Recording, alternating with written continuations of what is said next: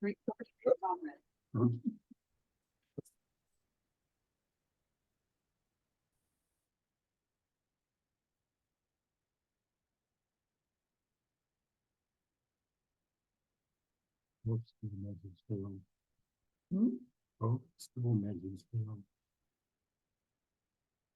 I believe it. 6 consecutive times. No. You know, our property taxes went up. Mhm.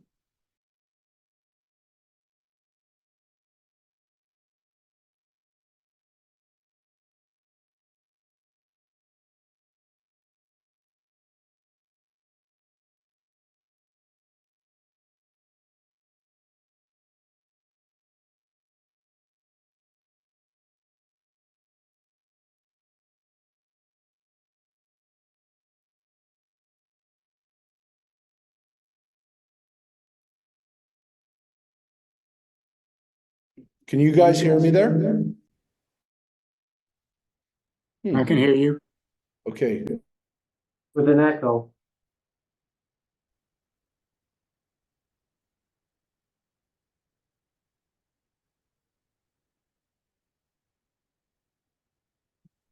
We're on, Mark is on. We're on, Dave's on. And who else is on? Elise is on.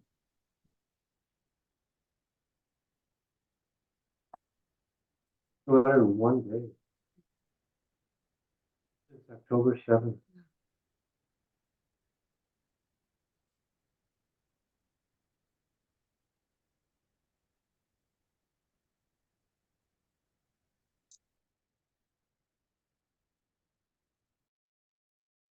now you can hear us, right? Now you can hear us again, right? Correct. That's Yeah, right. we had one little technical thing we had to Much better. fix, but so Mike Carlin did a great job of getting everything. He had a hard job. He had to, because we had class yesterday here, he had to wait until we were done here, then bring the stuff over to the senior center, set it up, break it down, set it back up here so that we could have class tonight. Wow. He did a great job of doing all that. He is great. He is a wonderful guy who goes above and beyond. Yeah, he is. Mike, there we go, Mike. Nothing wrong with bashing yourself here on Passover. And it was just your birthday, Mike. Come on, man. It was your birthday on Monday. We wished him happy birthday yesterday, but the people who are here on Wednesdays who also know you can wish you happy birthday. Happy birthday, Mike. Happy Yeah, birthday, Mike. there you go. And now Happy birthday, Mike. he waved. It's a different group of people, Mike. Thank you. It's your friends. It's your friends from Wednesday night. And, There you and in Mike's honor, Monday night was Passover. We asked 5 questions. Yeah. The 4 normal questions. The 5th question was asked. Why is it in the Haggadah there is not a single mention? It's all about the remembering the Seder, the Passover, etc. There's not a single mention of Moses. Yes. In the Haggadah. I mentioned it last night. Now, I didn't expect anybody to listen to it, but we actually had about 20 people that came on that were there. Cause I was like, what are they going to do while we eat? And somebody put up because we're waiting to see who finds the afikomen. That could be like a nightly thing. We could have kids running around looking for afikomen. That could be, there's worse TV than that, by the way. Joanne, yes. Yes. What's my question? Well, I have to answer that question first, but yeah, go ahead, Joanne. Finish your thought. I don't want you, Joanne, finish your thought. If you could have anybody, past or present, at your Seder, Yeah, who would you pick? that was my question.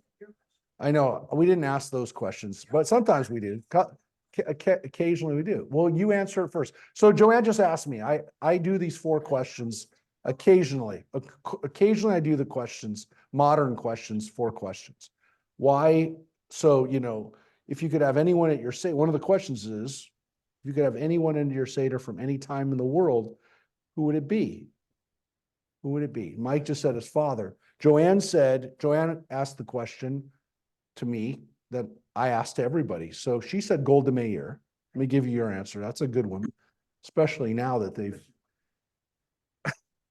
Mike wants his dad just for the cooking. What do you say, Mary? Grandmother, family. We're going to family.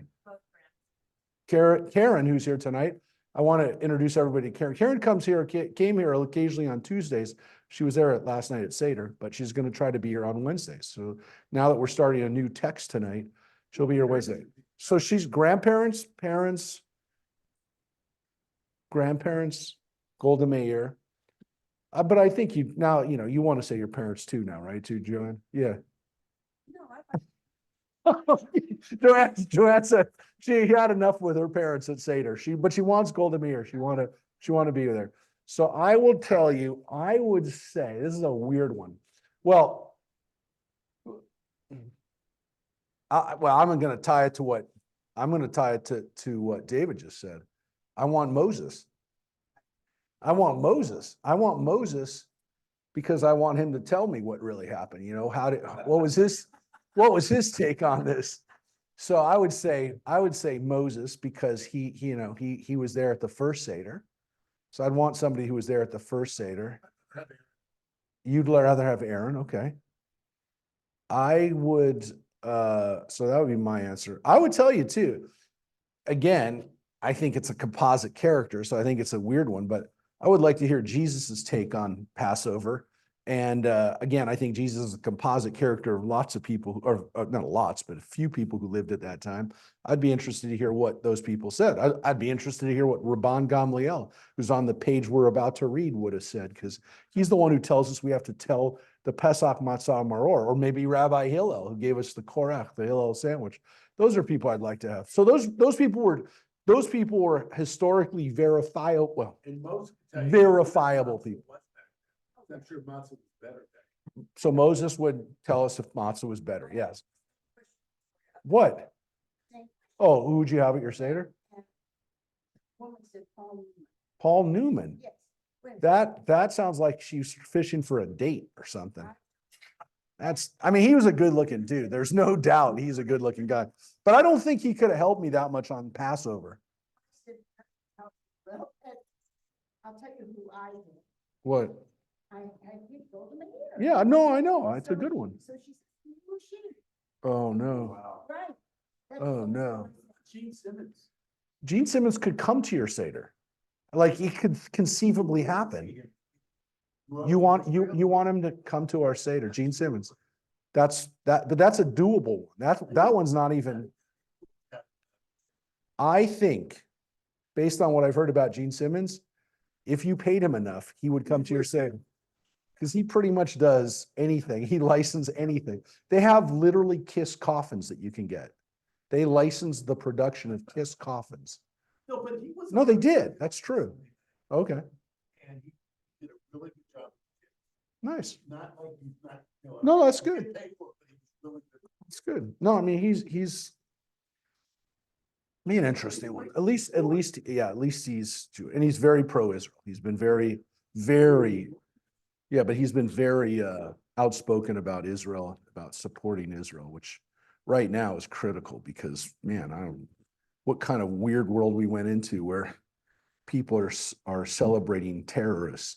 And I don't mean like, they have a right to, anyone has a right to advocate for Palestinians, but if you're advocating for Hamas, you're sick. The president of Colombia is negotiating with these people. Yeah, to leave. yeah. You don't negotiate. You throw 'em out. Well, they are supposed to. They extended the negotiating. Mike said at Columbia, they extended the negotiations for 2 days. So we'll see. Yeah, the USC protest. So Columbia has let stuff get way out of hand. I know.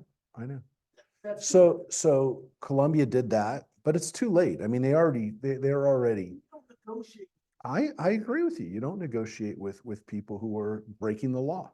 They're breaking the law. It's a private. Yep. Arrest them, you take them out, do something. Look, one of my former students, a kid who grew up here, Miles Rubin, who's a very bright kid, went to Valencia High School. Then he served in the Israeli army. His father, Scott Rubin, some of you met. Scott used to come to classes occasionally. They moved back east. He moved back to Buffalo, actually, Scott. But Miles's son served in the IDF. Then he enrolled at Columbia about 3 or 4 years ago, and he just graduated. He's graduating this year, and he is one of the plaintiffs suing Columbia for what was going on before this started. That this lawsuit went down before October 7th even was underway. Yeah, they had already put this lawsuit together. He's been harassed, and he's been a victim of anti-Semitism and again, people calling him a child killer and things like that since he started there. And again, this has been going on for 30, 40 years, 40, pretty much since the 80s. It was going on when I was at college. So this has been going on for a long time, and now it's going to take a long time to get it solved. So I can only tell you again, and again, I know everyone's going to say, but they have a right to do this. Okay, but where's the protests on behalf of Christians who are being persecuted and killed in Africa? Forget Christians, talk about Muslims. What about the Muslims that are being persecuted, the Uyghurs that are being persecuted in China, who are being murdered and sent to concentration camps in China? Where's the protest for the Rohingya, which were murdered in Burma by Buddhists, Muslims who were murdered there? No one talks about that. No one talks about the 250,000 Yemenite community, Yemen, people killing each other in civil war, 250,000 Arabs that have killed each other in the last 6 years in Yemen. No one talks about it. So they want to pick on one country. They want to pick on one war where they'll accuse Israel of genocide. So, and they talk about it openly. So, including, again, members of Congress who have accused Israel of genocide. So, including, by the way, Bernie Sanders, who used that word too. So, disappointing that even some of our own people in Congress in Senate have used that type of language. So, it's frightening. So again, people have called them out, including other Jewish members of Congress have called out Bernie Sanders. There's an ongoing verbal battle between him and Jared Moskowitz from Florida. Okay, I'm not going to decide. I don't decide these things, but I support Mary being more of a mensch than Bernie Sanders. But anyways, yeah, it's been. Sure, that's a phrase. It's not it's a man. Yeah, but it's a word that is applicable to men and women and children if they act like a mensch. It's a behavior. It's not a gender thing. Yeah. Anyways, so yeah, it's been a weird couple days. We had a beautiful article in the Signal that just came out about 2 minutes ago on my way over. No, maybe right before I left. You were in this. I was in the Signal, but no. There's an article about the Seder. Everybody who was there was in it. Well, I just got it, and it was a beautiful article. There were some very strange photos. I do not know why you show a photo of. Well, I'm going to show you what there's a photo of in the news. And by the way, the guy who took the pictures, Tyler Wainfield, who is he's the journalist from the Signal, and he happens to be Jewish. Yeah, he is. Tyler is. He went to CSUN. He took a lot of pictures of the Scots. He was fascinated by the Scots. But I told him that, well, the Scots are the ones who sent me the article. I'll show you right now, folks. I'm just going to put it up on here so you can see the pictures for Passover. There's me covering my eyes. That's ridiculous, but this is a nice picture with the kids. Some kids there in that picture. There's the Scots again. So their son, Grayson was in that picture. And then, and there's Wendy. Great, nice picture. Nothing wrong with those pictures. That's the worst Seder plate I've ever seen. I just want to say that Seder plate looks very, very sick. I mean, I'm just saying, there was stuff missing on it when he took the picture, whatever. There's no egg on there, there's no part, there's parsley, there's no, whatever. But it's also, but look at this, it just doesn't look good. But that's not the worst part. What the heck is that? Who wants to see a thing of matzo balls by themselves? That doesn't look right. Nobody looks at matzo balls without being in soup. That's like a naked matzo ball. I feel embarrassed. I feel ashamed for those matzo balls. Poor matzo balls. And carrots. And by the way, those are not sweet potatoes. Those are mislabeled. Mislabeled. Those are carrots. Those are carrots. That's a kind of simmus kind of thing. Wasn't really simmus. It was carrots. It was carrots. It was anyways. So I don't want to say that Tyler that's shoddy journalism, mislabeling carrots as sweet potatoes. Fake news. Yeah, I know. I'm gonna just say, check your sources. Check your sources, sir. I have pepper. So it's carrots, it's not. Anyways, it's a very nice article. You can find it. They talk to the Kivniks. They talk to yeah, but we had like 200 people. We had 190 something people. So it was a lot. But I will tell you that too many. That's Mike's, there's too many. But this was really interesting. So, he asked me who he should talk to while he was there. And I said, Rita Rafat was there. And I shouldn't have said her last name. She didn't provide her last name for the thing. She was sitting there and I said, go over and talk to Rita. Rita was born in Egypt. She's an Egyptian Jew. I said, go talk to Rita, because she left Egypt in 1967 after the 6-Day War. Her and her husband fled Egypt because she was worried she was going to be killed by the Egyptians. It's a modern day Egyptian exodus. So I said, go talk to her. And the woman she was sitting next to, Susie, is a distant cousin of hers. She was there with her. I hadn't met her before, but they were both from Egypt. And I said, go talk to them, because that's an interesting story. So yeah, you never know. You never know, but you have a good chance if you come to Temple Beth Ami enough that you're going to be in the newspaper, right, Mike? Mike's been in the newspaper. That was my dog. Mike's dog was and Mary's dog. Dog. Simba. Hey. Simba. No, that was Pispa. Pispa. Yeah. Listen, Mike and Mary were also, it's a good segue to us the last time we studied Talmud. The last time that we even read from this section, Berachot. You know how many years ago that was, Mike? Yeah, it was in, because right before we moved to Arizona, So- 07. Very good. Mary, he's right. It's 2007, the last time we looked at that. So I think you might have forgotten some of this. Oh, yeah. I'm going to say that, Didn't give me the book, though. yeah, but I want to tell you, I do not expect you to remember stuff from 17 years ago. But now, as I mentioned before, I mentioned this because this is now online and has a good English translation, and that we can hyperlink and go between the Torah and in passages where they refer back to the Torah, we can easily go to that. It's very good. Now, this is also, as I mentioned last week, as we study the Ein Yaakov, which is the Talmud, but it's an abridged version of the Talmud, it does give us a chance to read, and this, as I mentioned before, is not a modern project. It wasn't like somebody said recently, hey, let's abridge the Talmud and take out the legalistic parts. No, this was done 500 years ago by people who also understood that let's bring out the inspirational and philosophical and challenging issues from the Talmud for somebody who's not necessarily a rabbi. Because the Talmud is a valuable tool for a rabbi who has to figure out Jewish law, what we call halakha. They need the Talmud. We have to have the Talmud. We have to have the Torah too, but at the next level, you have to go to the Talmud to study. And then there's codes, there's rabbinic commentary that goes up until the modern era that you also have to study. So if somebody asks you a question as a rabbi, hey, rabbi, can we use an elevator on Shabbos?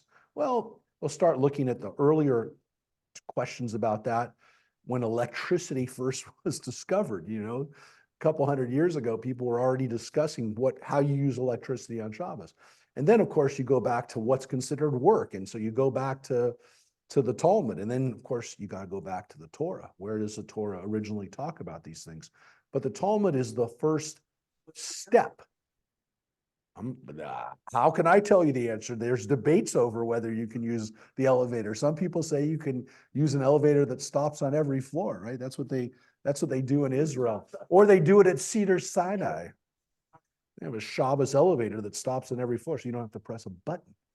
Or if you're staying at the Hyatt and what they used to do during Passover, when they used to rent out the place to Orthodox Jews over here, just around the corner, they would have somebody, they would have a person standing in the elevator pressing the button for people and helping them use their electronic key so they didn't have to, during the Chag and on Shabbat, they could get in and out of their rooms.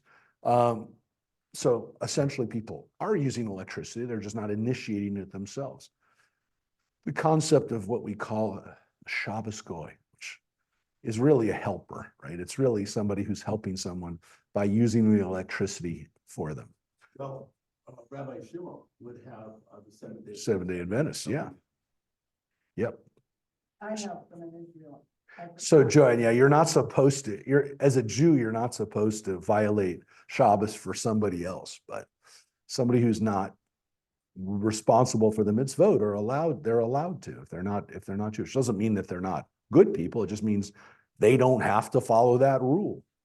It's not incumbent on them for the mitzvot. So again, this is the kind of discussions that we start to have in the Talmud. The Torah gives us laws. The Talmud kind of elucidates those laws and gives us kind of applicable, and gives us a lot more laws, gives us how they're applicable, but it continues and it doesn't end with the Talmud. But what we're going to be doing is looking at, I mean, some of those discussions are going to be here. You're going to see one right away. We're going to jump into it now. You're going to see it right away. But what we're not going to get bogged down into, and this is how it's been edited, is that the approach to this is not to look at necessarily the law, but to look at the ideas and the spirit behind the law.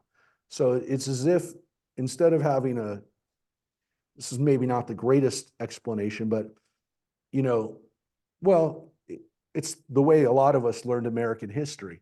We didn't sit there. Most of you didn't read, the Dred Scott case. You didn't read the Supreme Court's decision on it, but you read what it meant for slavery and how it perpetuated slavery for a few more decades. And you heard about a slave that was taken to the North and tried to be free. And then the Supreme Court said, no, you got to go back to being a slave. I mean, we didn't read the whole case as a kid, but your history teacher told you about it. And then you learned about slavery. That's kind of what this is now, because instead of reading the whole case and how the different justices ruled on it and what their opinions were, we're really getting to, okay, but what's the point of, what does this teach us? How does this help us understand our lives, and how did it shape Judaism? So the discussion where we're starting right now, and actually, I'm going to do one thing right now too, which is to show you, when we look at the Talmud, I'm going to show you what it looks like. So this is, when we look at Sepharia, if we look at the Talmud, we start off with the section that we're going to read right now. It's the first section, Berachot, which is really about prayers, but specifically what we're going to read now, which is about the Shema, and then the next part is about the Amidah. Then it goes into the next tractate, the next section that, again, this all goes back to the Mishnah, the way the Mishnah organizes the things. The next tractate is Moed, which is now broken up into Shabbat, Eruvs, which are the areas you create on Shabbat, Pesachim, Pesach, right, which we're reading now, Rosh Hashanah, Yom Kippur, Sukkot. It goes through the holidays, right? Then we get into a section called Nashim, which literally means women, but this includes family law, laws about, for example, what happens in a Levirate marriage where a husband dies and the wife needs to have a child, right? The famous story of Ruth is one of those stories. ketubot. How do we make a ketubah, marriage contract? Vows that people would take, especially when it came to marriage or not being married for that matter. Whole bunch of stuff, including, again, marriage ceremonies, and then gitin, which is about divorce. But what's interesting is, of course, that all of these tractates all don't necessarily talk about just the subject. So then it goes into damages, which is really civil law. These sections here, kodashim, which are about sacrifices and the way the temple was run, and then taharot, which is also about holiness and about the temple. But a lot of that is not in the Babylonian Talmud. Only this section on Nidah about women is there. And then again, there's these other tractates, these other parts of the Talmud that are kind of short tractates that are not part of those. Well, there's 6 Mishnah tractates, starting here with Berachot or Zeraim, which we only have Berachot. Oh, by the way, I just want to explain something. This is the Babylonian Talmud, right? This is the Talmud that we follow. Yeah. Jerusalem Talmud, which is over here, if I show you. So Zeraim, which is about agriculture, and that's the only tractate we study that Jews outside of Israel have studied for 2,000 years. The Babylonian Talmud only has one on blessings. If you look at the Jerusalem Talmud, there's a section about how to create the corners of your fields, how to navigate the Shemitah year, the 7th year, which we just had in Israel, where you're not supposed to harvest anything. It's supposed to be where the land lies fallow. How to create the Orla, which is another time when you couldn't harvest from trees.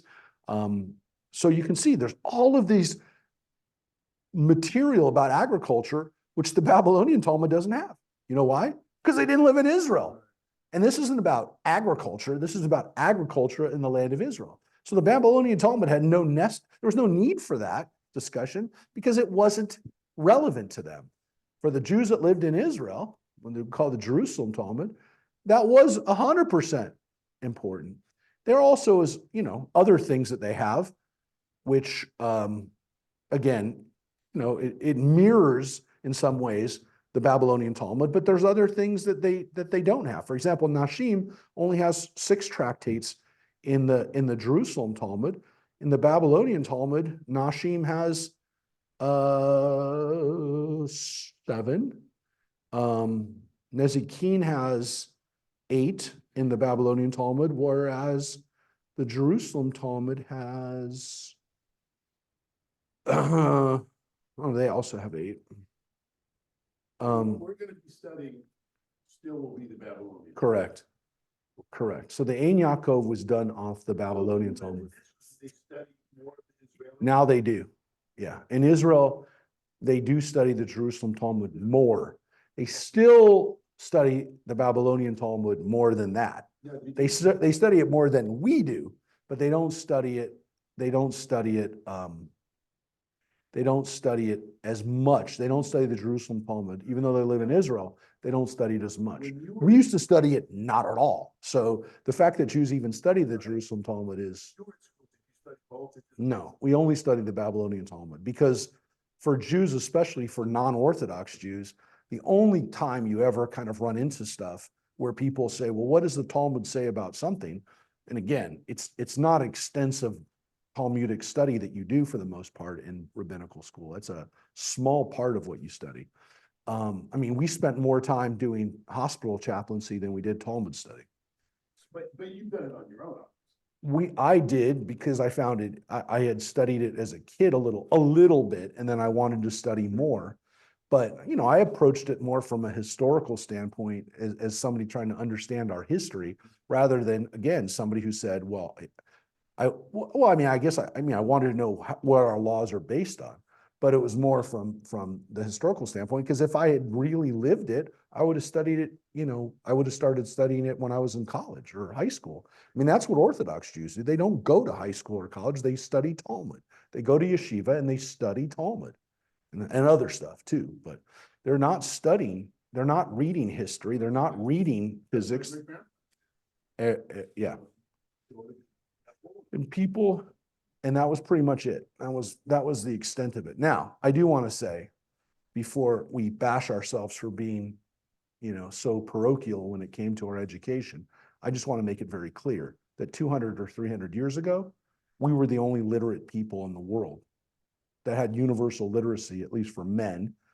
No other group did. There was no literacy. There was no expectation that anyone other than somebody who was studying at a monastery that was literally a priest would be literate. And the only other people that would be literate would be royalty. That's it.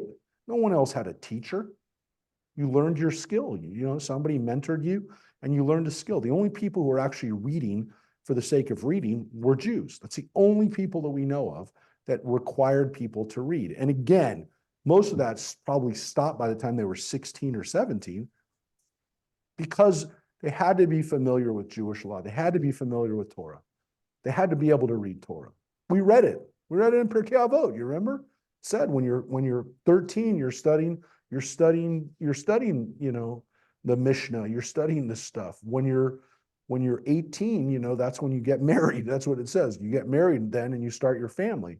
But the understanding is that for the first teen years of, up to your teen years, you're studying, you're reading.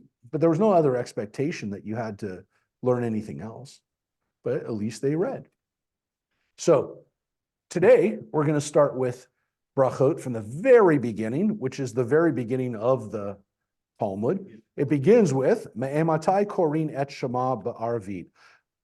This is the first words of the whole Talmud. So it's not like this was abridged at all.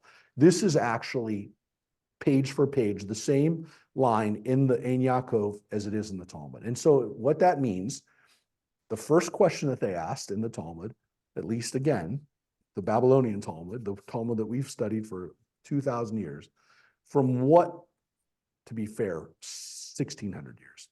But from what time may we read the Shema of the evening?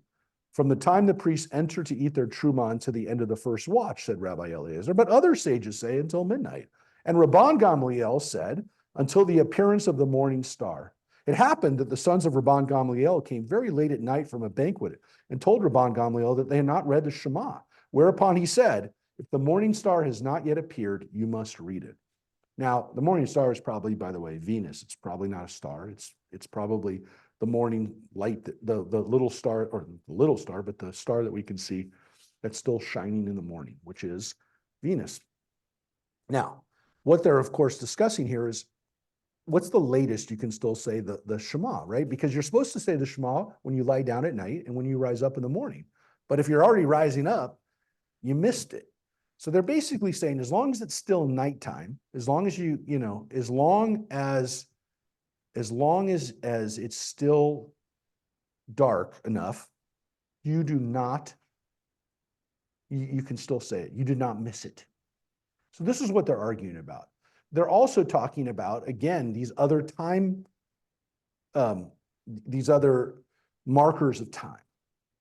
Now, before they had clocks, right? They did not mark time by hours. There were no hours. They didn't have hours. There's no way for them to keep track of time. So they basically kept track of time, obviously, with a sundial. Now, of course, the sundial only works during the day. So how do you keep track of the night? You can't use the sun to keep track of what time it is. And so the nighttime was a little bit difficult. And of course, what also means is that the nighttime, let's say, is roughly 6 hours, but it's not always 6 hours.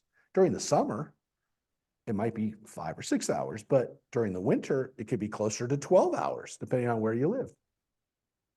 Which means that the nighttime, it was not measured by hours. It was measured by watches. And there'd be a first watch, a second watch, and a third watch. And what that was based on was the night watchman. And they would do it in shifts. The expectation wasn't that somebody had to stay up every night, right? They'd step up. They would step up and do 3-hour shift or a 4-hour shift, depending on the time of year. And that's what they did. So during the wintertime, the shift wasn't that long. Maybe it was a 2-hour shift. But That's what they did. And they knew that they would break it up into equal segments. So they said, the first watch is, let's say during the summer is going to be 2 hours. So, 2 hours.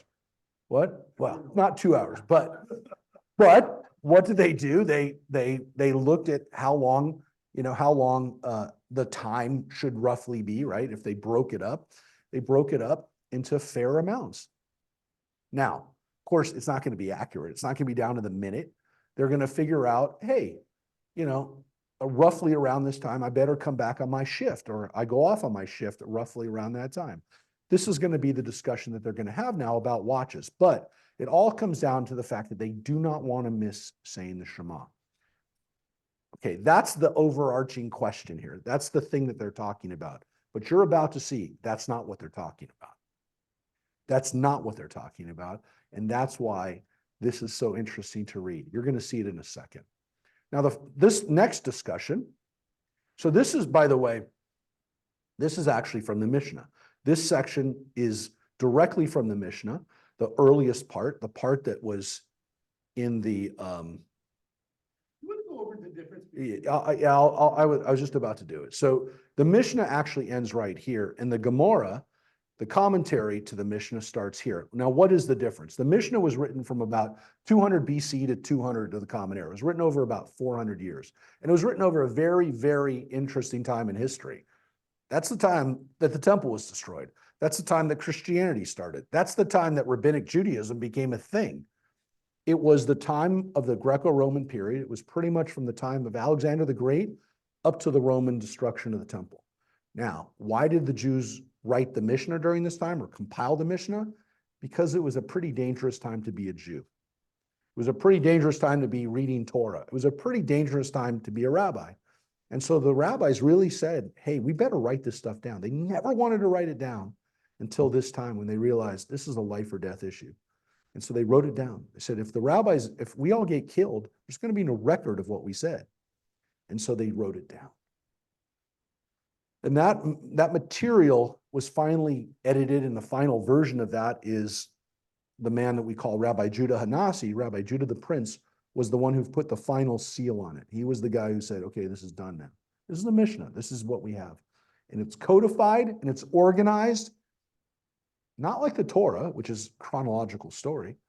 It takes Jewish law and it codifies it by section. Those sections that I showed you, the ones that said Nashim, Zeraim, all of those 6 sections, as we said in Echad Miodea, Chamishechum She Torah, the 5 books of Moses, and then the 6 sections of the Mishnah. So they organized it. Rabbi Judah Hanasi, the last one, organized it into those 6 thematic sections. So that if you wanted to know what's the law of how a woman can get married or get divorced, turn to that section. So they did a great job of organizing it. The issue, of course, is that things were still confusing. And now that it was written down, people said, well, but what about this situation? What about if this happens? And that was what we call the Gemara. The Gemara. That begins right here. And you'll see it here, right here. Right? It says Gemara. That is the commentary on the Mishnah. And that was written from about 200. Almost immediately after they had finished it, they said, well, we got to compile these questions. And that was written between 200 and about 500, 550. And that was written by different rabbis. There are the rabbinic discussions there. It is the majority of what we're going to read. The majority of what we read is not the Mishnah, it's the Gemara. And the Mishnah is the same in both the Babylonian and the Jerusalem. It's the same Mishnah. It's just the commentary that we have is a different Gemara. So that's really what makes them different, is the Gemara. The Gemara is also interesting because it's written in a new language. It's written in Aramaic. The Mishnah is written in Hebrew, but the Gemara is written in Mishnaic Hebrew. Not quite ancient biblical Hebrew, but not yet modern Hebrew. It's a transition language.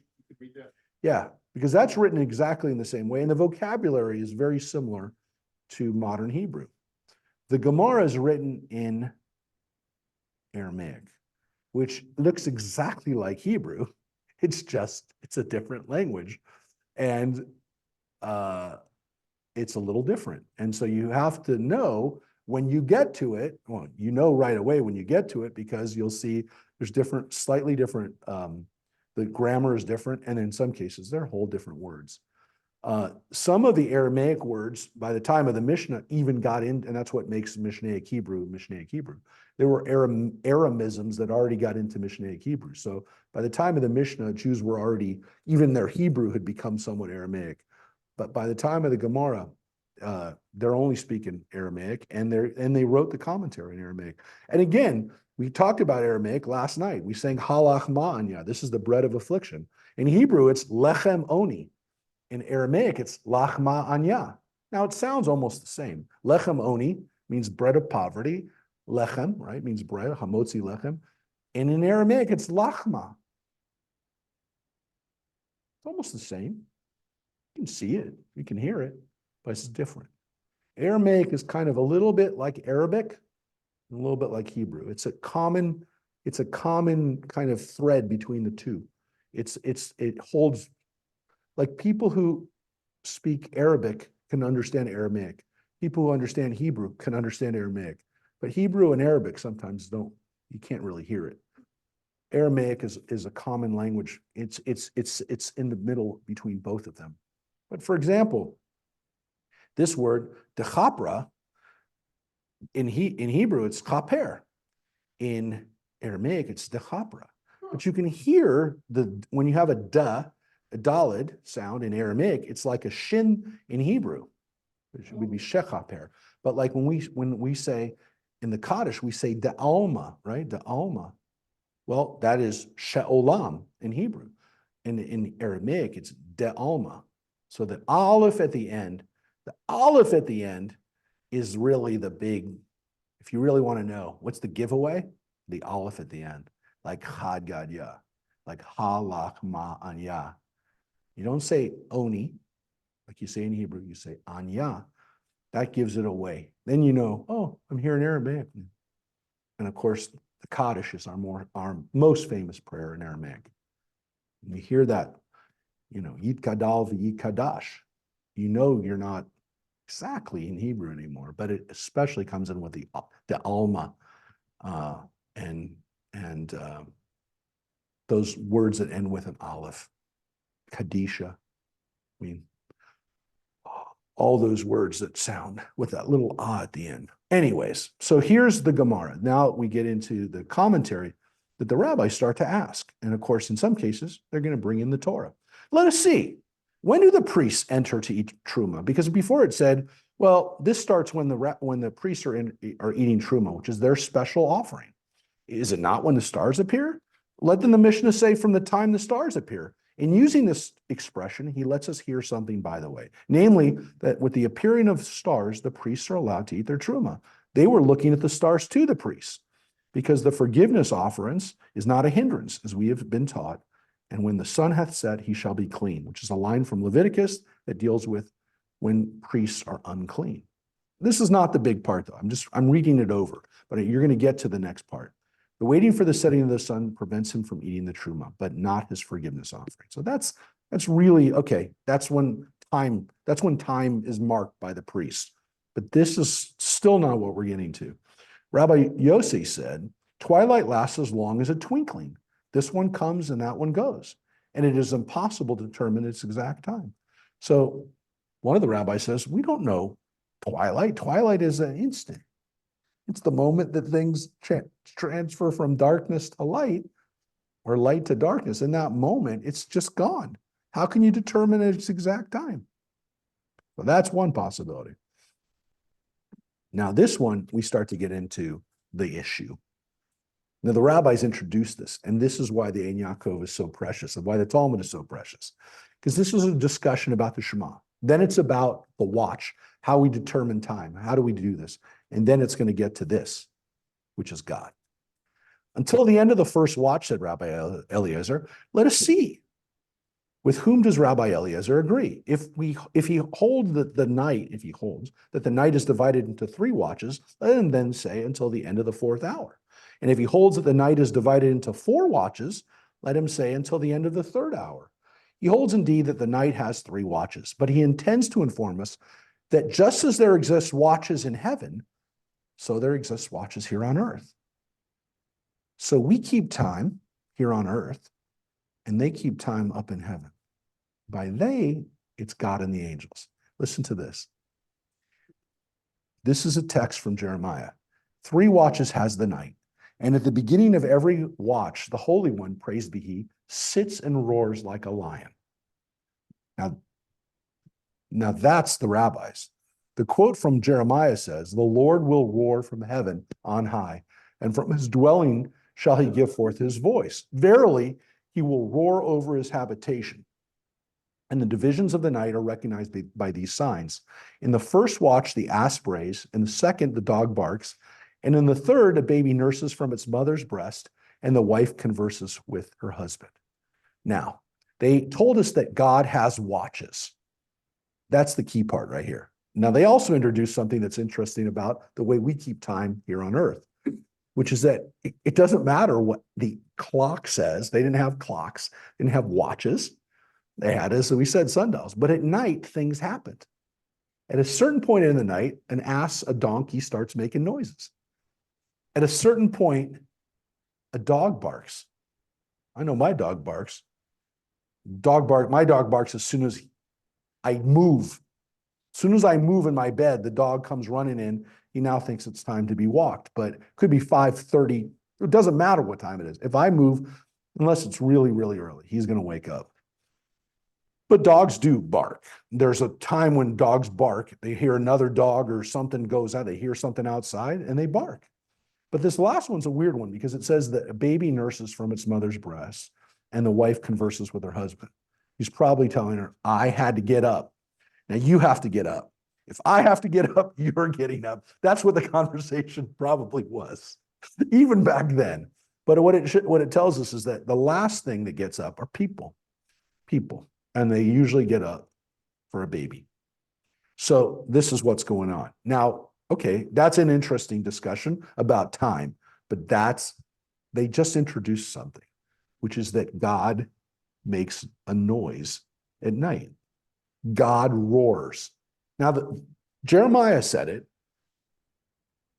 but it seemed like Jeremiah was talking about God roaring from heaven, maybe in a certain context.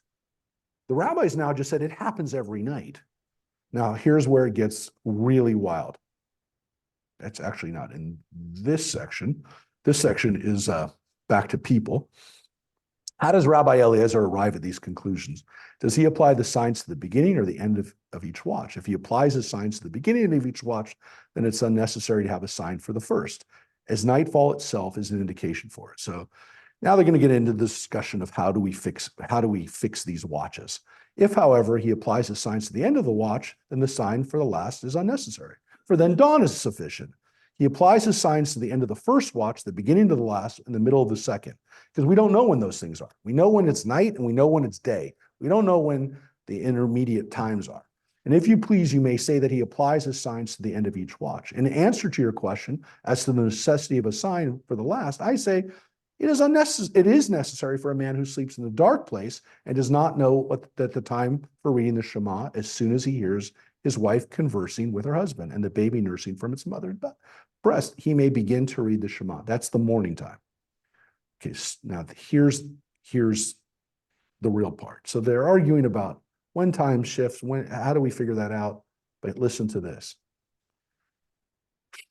Rabbi Isaac ben Shmuel, remember when this is written? This is written a few hundred years after the temple was destroyed. 3 watches has the night, and at the beginning of every watch, the Holy One, praised be he, sits and roars like a lion and says, woe to the children that because of their sins I have destroyed my edifice and burned my temple and exiled my children among the heathens. So buried in this weird discussion about how we make time, which is not a weird discussion, it's a fair question for people who don't have watches. So how do we compute when we can say the Shema at night and in the morning? In the middle of that, they introduce this profound idea, which is that every night God screams, oi. That's the word, oi, in Hebrew, right there, oi, or in Aramaic.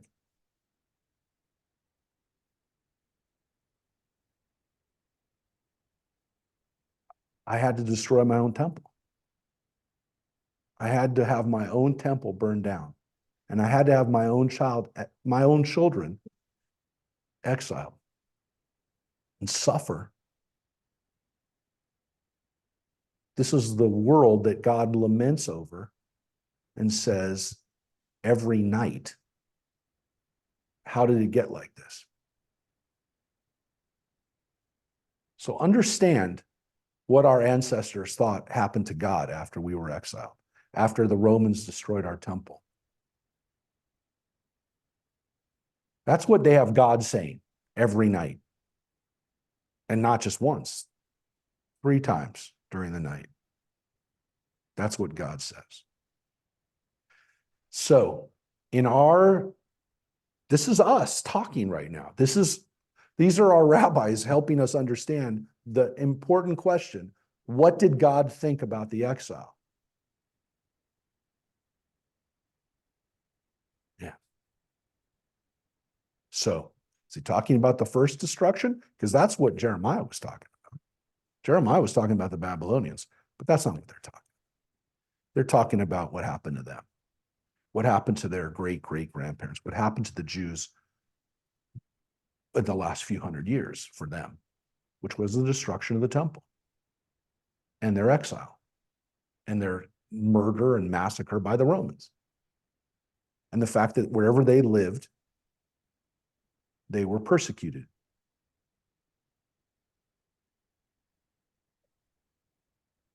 Wherever they lived for the next 2,000 years. They could have written this, obviously, in the 1930s in Germany. They could have, again, written it for any Jewish community, including our own, that lives amongst other people, where we have to worry that expressions of Jew hatred will not just be posters, but actual physical attacks. That's the reality for the last 2,000 years. Is saying, well, what they're saying there is God is saying that because of our sins, Yeah. He destroyed. Yeah, this was the punishment. Yeah. This is God saying this punishment was terrible. I didn't want to do it.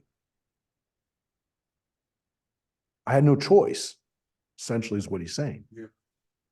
This is a critical idea of how we processed our own suffering. I don't know whether God says this. I mean, come on, I don't know. But they believed it. We believed it.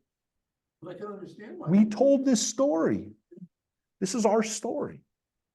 That this is how we processed this disaster, this calamity that we suffered for 2,000 years. That's why this is so powerful. Back to Noah. It goes back to the beginning.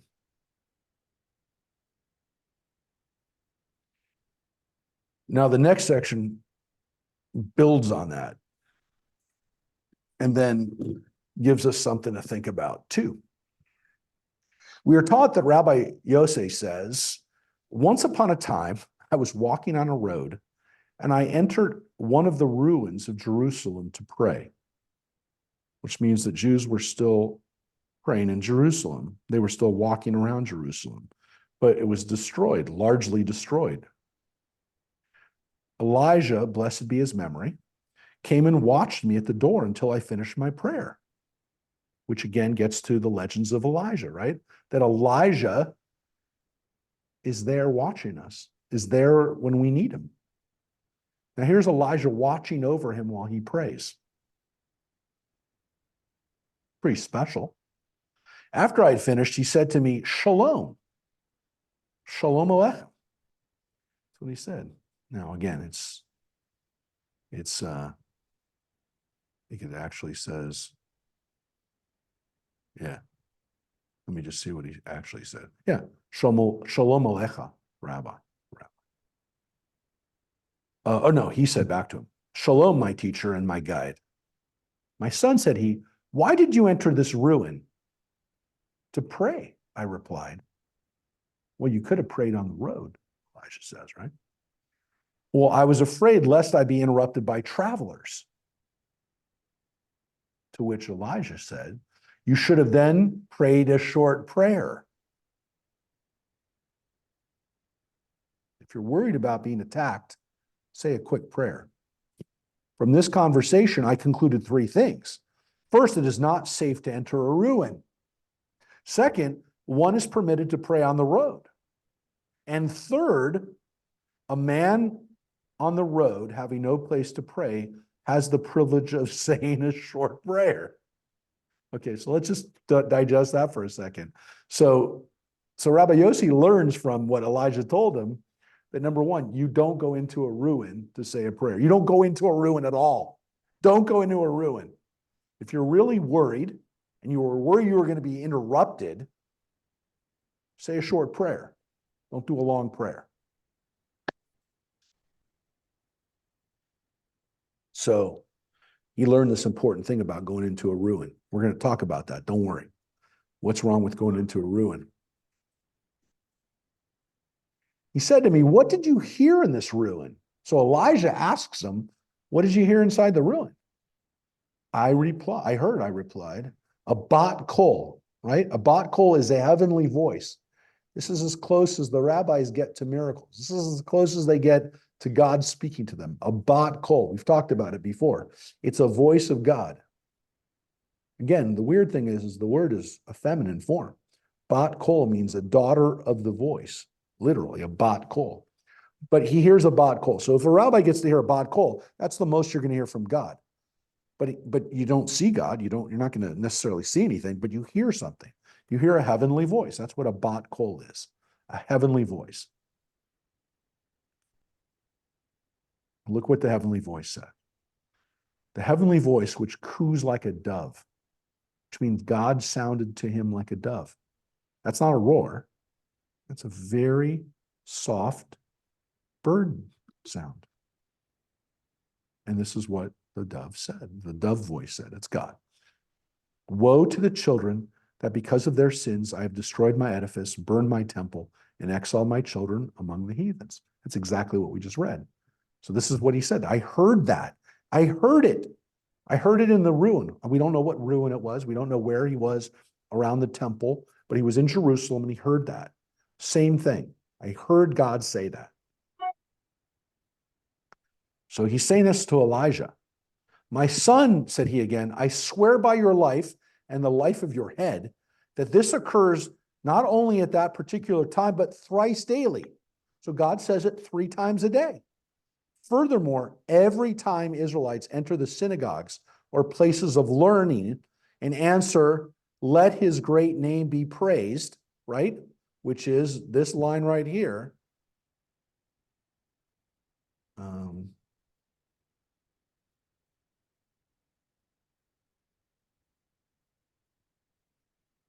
When they go into their synagogues and they say, Yehei Shmei Rabbah Mevorach, which is the Aramaic. It's part of the Kaddish. It's the part we're supposed to say. So whenever we say Yehei Shmei Rabbah Mevorach, whenever we say that as part of the Kaddish, the part we're supposed to say out loud, even if someone else is saying the Kaddish, even if it's the reader's Kaddish, the mourner's Kaddish, the part we say, when the mourner says their Kaddish, we say Yehei Shmei Rabbah Mevorach. What does that mean? May God's name be great, right? When we say those words, in our synagogues, by the way, it says that right there, synagogues or places of learning, when we say Yehei Shmei Rabbah, the Holy One, praised be he, nods his head and says, happy is the king thus praised in his own house. But what availeth it a father who hath exiled his children among the heathens? Woe to the children who have been exiled from their father's table. Wow. God says, it's crushing me that my children don't get to be in the temple, that they have to be in exile. So when we say, what did the rabbis, how did they process what had happened? That's how they processed it. They processed it by saying that God is mourning this. And that God, to some extent, takes comfort in the fact that we're still praising God even though we are suffering. But I did notice by that time there were synagogues. Yeah. Well, that's the word that they use. Yeah. They use the word Beit Knesset and Beit Midrash. They used both of them, which tells you that we're praying in both of them, which makes sense, right? It's where they're studying and they take out some time during the day to pray. This is very powerful, that this is the way we understood. This is the way we comprehend our suffering, that we still praise God, even though we're suffering, and that God in the relationship is suffering too. It's a pretty audacious view, and it's different than other faiths. There's a different mindset here, which is that God is not happy about this, is mourning this, and God feels that this punishment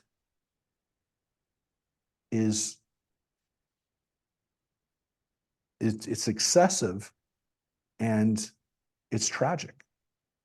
It's not the way it's supposed to be. So God's not happy. I'd be happy if I was in my own house. I would be happy if I was in my temple and you were saying this in my temple. What good is it for you to do it? What good is it for me to hear this when my children are exiled? So that's how they understood it. That's how we, to some extent, have understood the suffering of the Jews for the last 2,000 years. It was a punishment that we took on, but that we didn't give up our faith. We really never have. Yeah, and that God is not happy. It was not happy about it either. It wasn't like God was sitting there going, well, I'm sorry. What's got to do it. It's what happened. No, it's that God is upset. Yeah. Yeah. And he understands that this is not the way it should be. And I'm assuming that's what a rabbi said after World War II. It never stops, right? It never stops. I mean, there were a lot of Jews that became non-religious. Yes, but the reaction of people who say, but God is not happy about this, is based on this understanding. When people say, how do Jews process this? How do they process thousands this was written 1,500 years ago. It didn't change for the last 1,500 years until literally 75 years ago, where people said, well, let's change the dynamic. Maybe God's ready for us to come back home. This is crazy. This was the reality. And it's still to some extent a reality for those of us who live in exile. So that's why this discussion of time is really not about time. It's about what's going on with God. What's going on with our relationship? How do we process our exile? And how do we process the destruction of our temple? How do we make sense of this? Okay, Yes, because we're about to get into something really weird. going back. Yeah. to Not going to any room. Yeah. Isn't the Western Wall A ruin? not a room? Yeah, to some extent, you're right, Mike. It is a ruin, but it's not an enclosed ruin. And we're going to get exactly into that question right now. This is the next question. Our rabbis have taught for 3 reasons no person should enter a ruin. So this is a ruin that you go into, not that you stand out in front of. This is a ruin that you actually go into. Some kind of house, some kind of building that's a ruin. What could happen? Well, we'll get to that. Because of the suspicion of a moral intention, because the ruin may cave in, and account of demons. Now, these are mazikin. We talked about these before. These are maziks, which we said it was a Yiddish word for unruly children, would be called maziks. They're like little demons. These kids were maziks, right? These kids were unruly children. So these are mazikin. These are demons that would be in the ruins. Now, that's pretty scary that there's demons in the ruins. But there seems to be this idea that there are spirits or something in those ruins that you don't want to be around. They're haunted, but they're haunted. Again, these are not ghosts. These are not spirits. These are some types of demons. They're things you don't want to be around. You don't want to be around them. That's the scariest, right? That's the scariest part. But the other stuff is real at any time, right? Any kind of ruin, any kind of place that is been somewhat destroyed, is that it could cave in, right? It's not a sound architectural situation. It could have the roof cave in. So this is why it's not the wall, because the wall is is not something you're walking into. Yeah, it could collapse on you, but it's a retaining wall. The wall that's there, the western wall, is not going anywhere. It's kind of stuck into the earth. If it hasn't, Fallen in after 2,000 years. Yeah. Now look, anything could collapse, but as you said, it's survived lots of earthquakes. It's survived many earthquakes. So it's not that kind of ruin, but a building would definitely be a situation like that. And then the other one, the first one, is an interesting one because of suspicion of immoral intention. So they're talking about maybe robbery or some type of secret liaison that you're having. People would not normally, if you're going into a building where people don't normally go into, you must be doing it for some not good reason. You're going into a place you shouldn't go into. And so people are going to think that you're doing something bad in there, like you're going to rob people, because people would camp out in these ruins because no one should be in them. So the only people who are going to be in them are people who are up to bad news. So this is kind of the example of, well, look, if you were driving past a ruin, a modern day ghost town, you might be scared to pop in there because you'd be like, well, I don't know if there's some people that are camping out there, and it would be scary. It's a little bit, that there's nobody there to protect you. There's not any authority, no government authorities necessarily they wouldn't be there. So it's very risky. So they're telling people don't go into ruins. So that's a little thing there, which is a little cautionary tale. The rabbis have just told us, don't go into ruins. It's probably good advice even today. It's probably relevant and important to think about even today. Now let's get into the next section, which is more about the watches, but we're going to get to something else right now. So our rabbis have taught the night has 4 watches. So we heard that there were 3 watches, but there could be 4. So says Rabbi, and that's Rabbi Judah Hanasi, the guy who edited the Mishnah. So he's a big authority. Rabbi Nathan says 3. So not everyone agreed with the rabbi. What is Rabbi Nathan's reason? It is written in Judges, and Gideon, and the 100 men that were with him came to the edge of the camp in the beginning of the middle watch. And we were taught that tichon, the middle, cannot be used unless something precedes and something follows. So the Bible in the book of Judges talks about Gideon and talks about a middle watch. Well, they wouldn't have used the word middle watch if there were 4. There must only be 3. There's one on one side and one on the other. But Rabbi disputes this and says that by the middle is meant one of the 2 middles. So what are you talking about? There could be 2 middles. It doesn't have to be one. Rabbi Nathan says, is it then written one of the middles? Behold, it says is written in the middle. What is Rabbi's reason? Rabbi Zarika said in the name of Rabbi Ami, who speaks in the name of Rabbi Joshua ben Levi, right? He's quoting 2 of his teacher and then his teacher's teacher. One passage says, and this is from Psalms, at midnight do I constantly rise to give thanks unto thee. And another passage says, my eyes are awake before the night watches. How is this possible? So there's 2 parts of Psalms, 2 lines of Psalm 119 that talk about watches. At midnight, because the night is divided into 4 watches. Midnight is therefore after 2 watches. But Rabbi Nathan explains it by the statement of Rabbi Joshua, as we are taught that Rabbi Joshua said, it is the custom of kings to rise on the 3rd hour of the day, i.e. 6 hours of the night and 2 hours of the day, together make 2 watches of 4 hours. And Rabbi Ashi said, 1 watch and a half are also called watches. So there's a discussion of whether 2 watches could be 2 watches of a half of 4, or could it be 1.5 watches? So they basically say, we don't really know. It could be 3 or 4 watches. They're basically saying that both of them can be possibilities. So there's an argument again of the watches. But now we're going to get back into the stuff that really, again, is what we take away. I'm about to get it.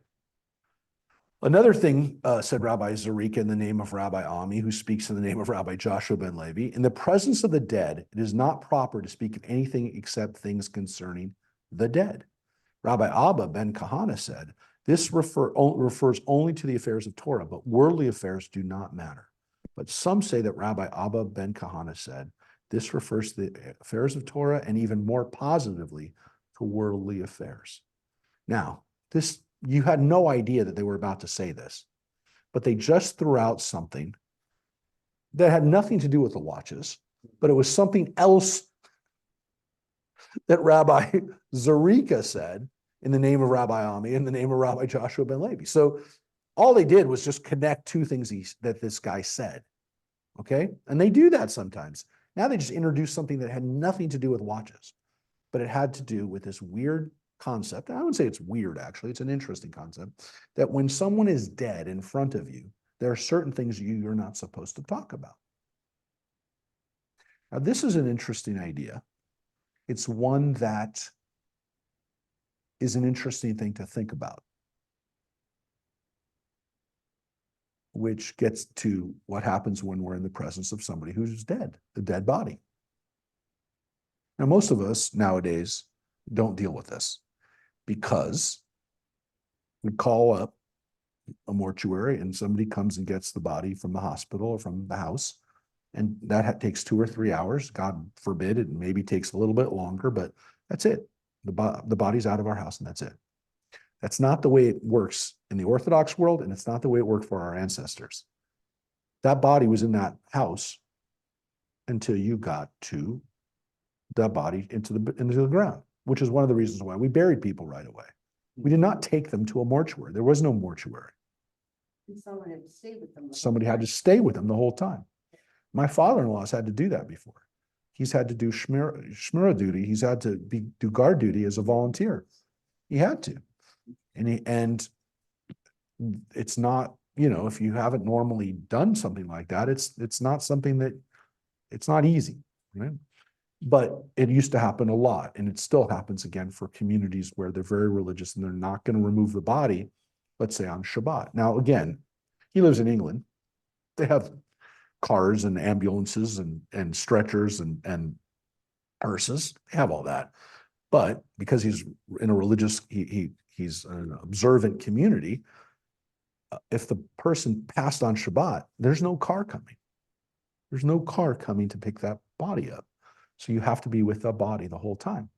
Now, all of this then will lead to this very interesting question, which is, are there things that you're not supposed to say in front of a dead body? Now, again, if this isn't something that you have frequently been dealing with, then it's not really that relevant. I will say it's relevant to Mary. We brought up the fact that Mary was a hospice nurse for many years, and so she was in front of many dead bodies. I mean, wasn't always part of her job, but it is a part of the job that sometimes somebody has passed away in front of you, and now you're there.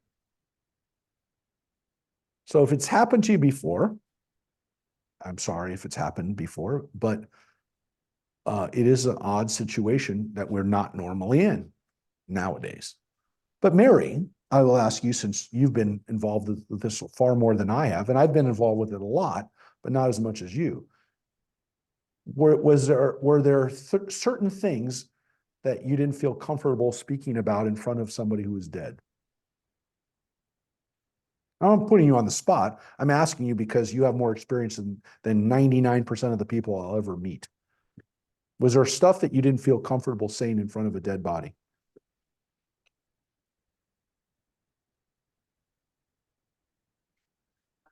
But what I say on who's there. So Mary said, it depends on who was there. Right. So, no, so Mary said she has talked to the body. Look, the issue is there is this understanding that when a body is in front of us in Judaism, that body is entitled to certain dignity and certain a certain holiness to that body that it now actually takes on even more so than it, in some ways, than it did when it was alive. So let's say the person's completely unresponsive, or sleeping for that matter. There might be a situation where we might say something, and that same thing we might not say in front of the dead, in front of somebody who had died. And we understand that there's a certain like sanctity to this, where I'm only suggesting, I'm not saying what you should do, but it might not be the best time to start telling jokes unless it, you know, it lightens the situation or is applicable in some ways. But to be, you know, to act like there's not a person who's deceased in front of you would be kind of disrespectful. There might be things that you wouldn't say in that situation that if there wasn't. I mean, look, I can tell you that if I've been in a situation like that, I mean, I've been in a situation where I was the only person, the family left, and I was alone with I mean, I wouldn't take a call. I mean, in some cases, I wouldn't take a call. I mean, there's no reason logically why I wouldn't take a call in that situation, but I didn't want to have a superficial conversation with somebody or joke with them about something that had nothing to do with the deceased person, obviously, but I didn't want in that moment to not be, Very solemn. yeah. I mean, I'm gonna give you for instance, because you knew Adele.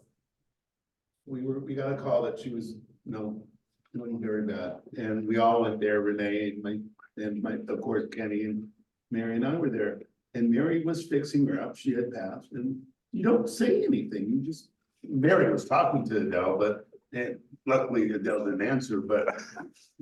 So if you don't, yes. So the reality is that if you're in that situation, you understand there's certain things we don't say. So here they say this refers to, only refers to Torah, but worldly affairs do not matter. But other people say, no, this refers to even more so worldly affairs. So, so on one hand, you'd say, well, we don't get into a discussion about Torah, especially Torah that has nothing to do with the deceased, but we also don't talk about worldly matters, meaning like unimportant things that have nothing to do with the deceased. So there's a discussion over like what kinds of things you would say in front of them. Yeah. But they recognize that there is something about being in the presence of the dead, about that. And I feel that. I mean, like, if I'm in the presence of look, what he said in the first place was, in the presence of the dead, it is not proper to speak of anything except things concerning the deceased. So if I start to get in a stupid conversation about something that I just watched on television with part of the family, I just wouldn't do it. Now, again, I mean, that's not like a law, but they're saying it's not proper, right? Don't do it. And I would agree with that. I would say that there's a certain understanding that like there's a certain time and place to have discussions. So again, this has nothing to do with the Shema. It has nothing to do with prayers. But again, he had this teaching and they're saying, oh, look, this is an important teaching. Let's pop it in here. That's why the Talmud is so powerful. Yeah.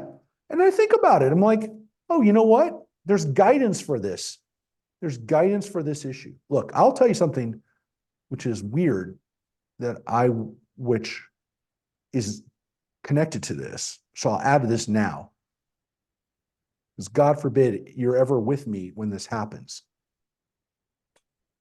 I've told this to some people. I think I've told this to Mary. I will not, in the presence of someone who's clinging to life, discuss their funeral in front of them. I won't do it. I won't do it. I won't do it.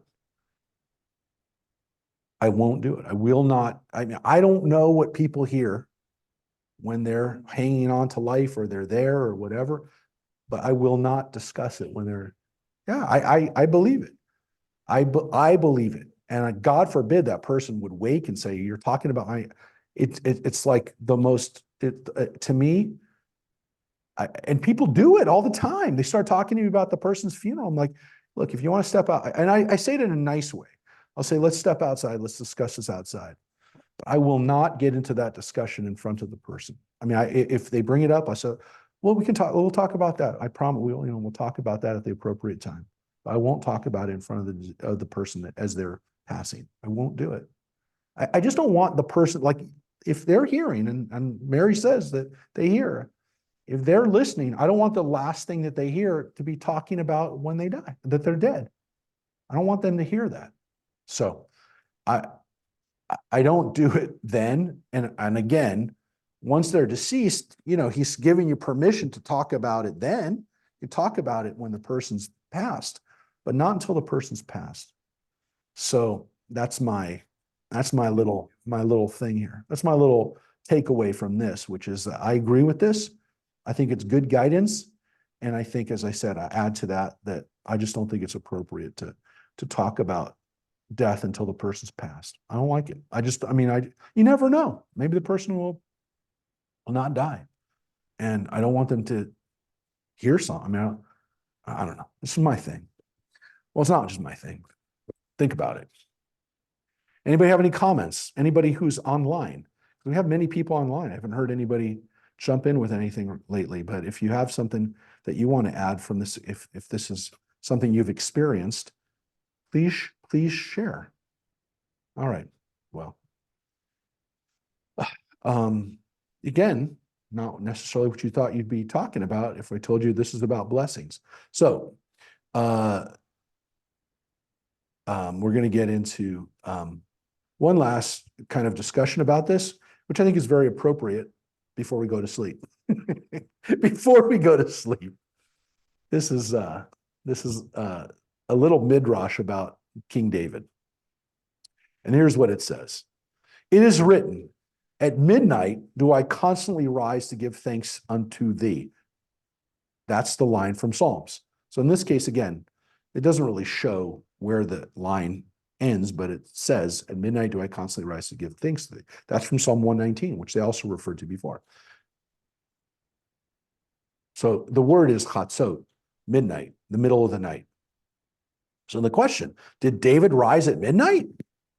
Behold, he arose at the beginning of the night, for it is said elsewhere, okay, which is in verse 147 of Psalm 119, I came before thee in the twilight of the night. And how do we know that the meaning of neshef, which is the word that's used there, is the beginning of the night? Because it's written somewhere else in Psalms, Psalm 7:9, in the neshef, in the evening of the day. So that's from Proverbs. Rabbi Oshaya said, thus said David, I never passed half a night in sleep. Rabbi Zareka said, until midnight he slumbered like a horse. Thereafter he strengthened himself. He fought sleep like a lion. Rabbi Ashi said, until midnight he was engaged in the study of the Torah. After that he spent time in songs and praises. And do you say neshef means the beginning of the night? Why do we find it used as the dawn of morning? For it's written in Samuel that David smote them from the neshef until the evening of the next day. This was one of Samuel in one of David's battles that's recounted in the book of Samuel. Is it not meant from morning until evening? Nay, from evening to evening. If so, let it be written meha neshef ad haneshef, or instead meha erev ad ha'erev. But what are the two words neshef and erev, which are two words for night, used for? The same idea. But it says Rabbah, neshef means originally the transition of anything. Hence, night ends and day comes, and the day ends and becomes night. But how did David know the exact time at midnight? Behold, if Moses, our teacher, did not know it, for it is written in Exodus, thus said the Lord about midnight. Why does he say about midnight? By the way, that's from the story of Passover. When Moses was told by God that the angel of death is going to strike, or God is going to strike. It doesn't actually say the angel of death in Exodus. It says God would strike around midnight. Why does it say about midnight? Is that because Moses didn't know midnight? Again, all of this discussion is about the Bible telling of what times there are. Why does he come to say about midnight? Should we say that he was told by the Holy One, praise be he? Is there any possibility of God being in doubt? Maybe God doesn't know what time it is. No. We must therefore explain it that Moses was told at midnight, as it really happened, but Moses on his own recognizance said about midnight. Subsequently infer that Moses was in doubt. And how did David know it? David had a sign which indicated the exact time at midnight to him. So David had a special device. He had a clock. He had an alarm clock that would wake him up in the middle of the night. Rabbi Chana ben Bizna said in the name of Rabbi Shimon the Pious that a harp was hanging over David's bed, and as soon as midnight arrived, a northerly wind blew it on the strings of the harp and caused it to play. He had an alarm clock.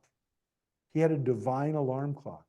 So they have this whole discussion of whether David or Moses, any of our ancestors understood when midnight was. When was the night?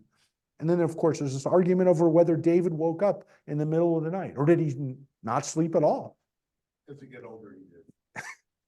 As he got older. That's what Mike said.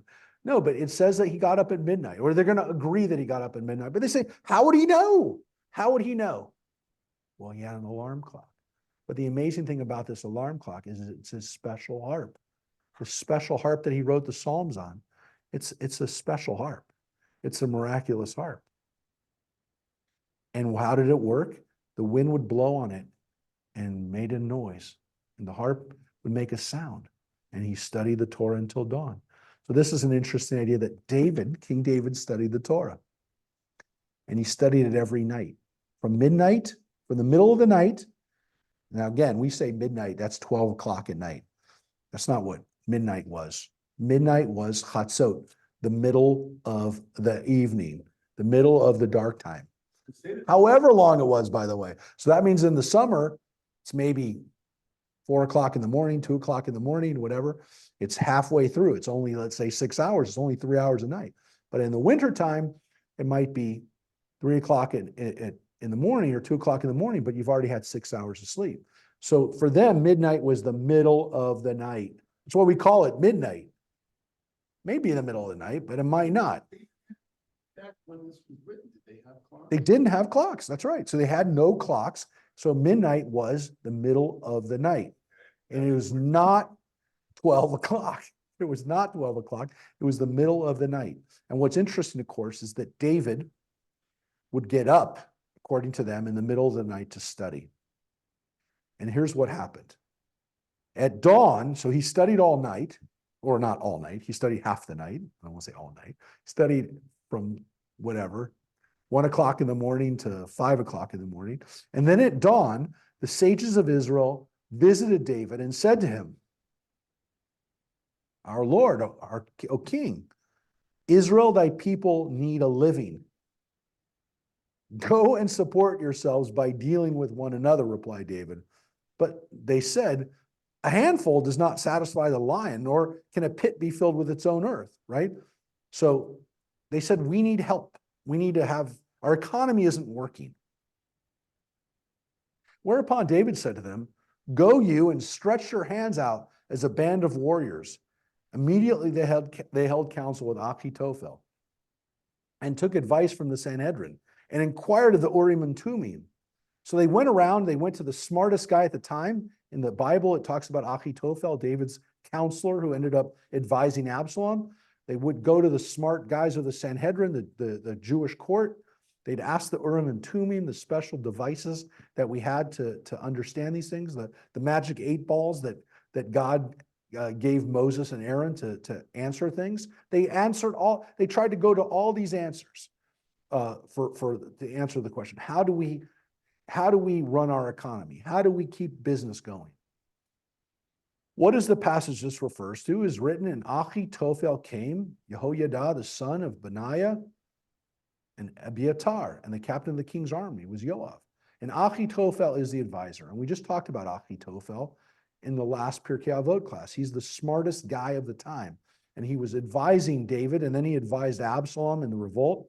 And when Absalom doesn't listen to him, he goes and he hangs himself because he can't understand why people aren't listening to him, because he's the smartest guy ever.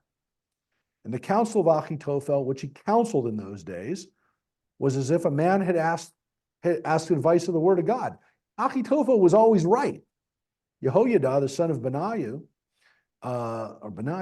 refers to the Sanhedrin. Abiatar refers to the Urim and Tumim. So they're saying Achitophel is like asking God. Yehoiada refers to the Sanhedrin, and Abiatar refers to Urim and Tumim. They interpret it those ways. Why? Benaiah, the son of Jehoiada, was over the Kareti and the Peleti, the Kerethites. They were the army. But why are the Sanhedrin called the Kareti? Because they cut their words clearly, in the Peleti, because their acts were wonderfully predestined. So they're saying that that's why Jehoiada. It's a midrash. It's why is Jehoiada like the Sanhedrin? And why was the name Urim given to the stones? Because they enlightened their words. Tumim, because they finished their words. And after this, and again, the Urim and Tumim are these stones that we would know the future from. But they're saying that those stones were still around. During the time of David. I don't know. By the way, to think about our, we don't know what the Urim and Tumim look like exactly, but maybe they look like this. Maybe they were Aleph and Taf. We don't know. People have thought maybe they gave a certain message. They were Aleph and Taf. Maybe they had all the letters on them. People have drawn them in different ways, but show you the way it's been drawn. This way that it's been drawn. It's on Yale's seal. Urim and Tumim are on Yale University's, it's their crest. It also says Lux et Veritas, which means light, the light of truth. But it is right in the middle in Hebrew, Urim and Tumim. Stones were like a way to talk to. Yeah, God would give answers through them. So again, this is a midrash that this is how they would get answers during David's time. But now they applied this to Yoav, to the king's captain. Rabbi Isaac ben Ada said, what biblical passage relates to this? That a harp was hanging over David's bed. Let's get back to this crazy thing of this harp. Well, he says in Psalms, awake my spirit, awake, my psaltery and my harp, I will wake up the morning dawn. Which is a beautiful line from Psalms, but they said it applies to this magic harp that David had. Rabbi Zerah said, Moses, our teacher, knew very well the exact time at midnight. Moses knew. He had an instinct, like God had given him that instinct, and so did David. The harp was used not to tell him the time at midnight, but to awaken him from his sleep. So David knew what time it was. He didn't need that. He had a good sense of time, but he needed to get woken up. And that was his alarm clock. So he knew what time it was. He just didn't want to get out of bed. And he had to have that harp to get him out of bed. Listen, it's a really interesting idea, right? By the way, I know what time it is. That's the weirdest thing. Like I can wake up almost like 90% of the time. I'll know what time it is if I wake up in the middle of the night. I don't know how, but I know what time it is. It's almost like there's a clock running in my head, and I'll do that. What? Yeah, me and David. But I sometimes need an alarm clock to get me out of bed. There's no question. But I do know what time it is, and it's really weird that my wife will say, "How did you know what time it was?" As the clock is running. Clock's running in my head. But it is a weird thing. And then when I don't know what time it is, it means I'm really tired, and that like I'm like, it's almost like I'm too tired. But see, because we have clocks, we have watches. Yeah. Back there. No, of course not. But they're saying that Moses and David were given this internal, and I believe there are people who have an internal, because I do, and I don't know, I'm not Moses or David, but I know that what time it is in the middle of the night. And when I don't, it's like, man, you were really tired because you just got up. And sometimes I'll wake up at like 1 o'clock in the morning and I'll go, oh, it must be like 3 or 4 because I feel refreshed. I'm like, oh no. But that was because I wasn't, I went to bed too early or Get up to a heart. no, but I'd like to. But maybe that's the kind of ringer you need on your alarm clock. You can set your alarm clock now on your phone with anything. I've Never have. That's good. You never needed it. it's always 5 minutes before. That's good. That means your clock is running.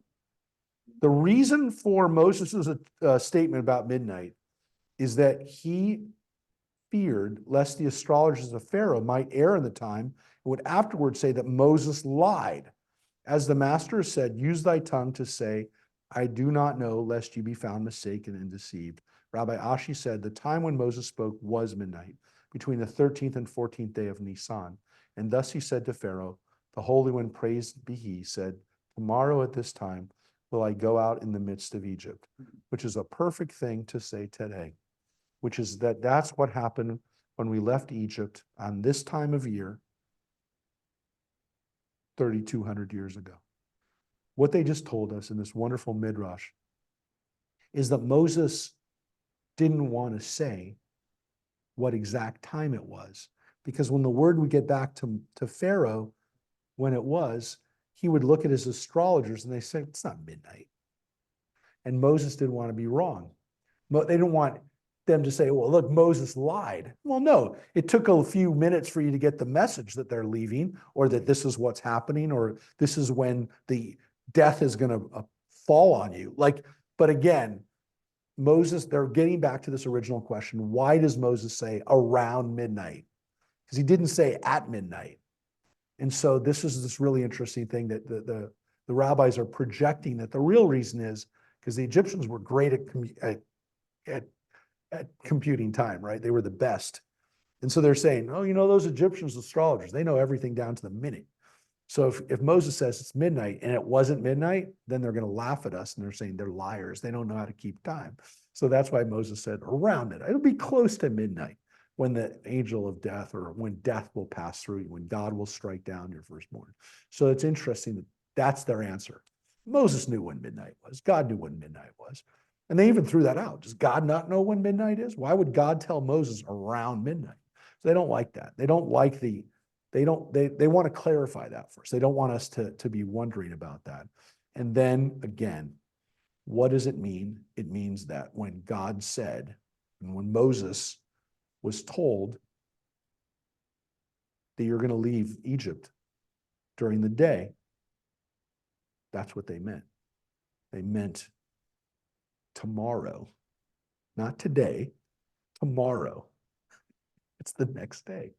So that's what they said. This is all a lesson again in how we keep time. Now, we have a little bit more time, so I'm going to give you a little bit more. And this is some interesting teachings. We never know how much we're going to get, right? What? We haven't even talked about Mike just said we haven't talked about the Shema at all. Yes, we didn't. We talked about it at the very beginning, and then we had nothing more about the Shema.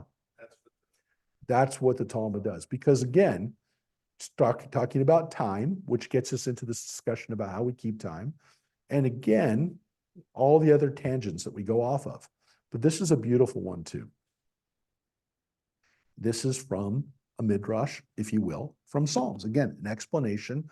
And for those who did our midrash class on Tuesdays know that the midrash is there to inspire us, to teach us, to entertain us.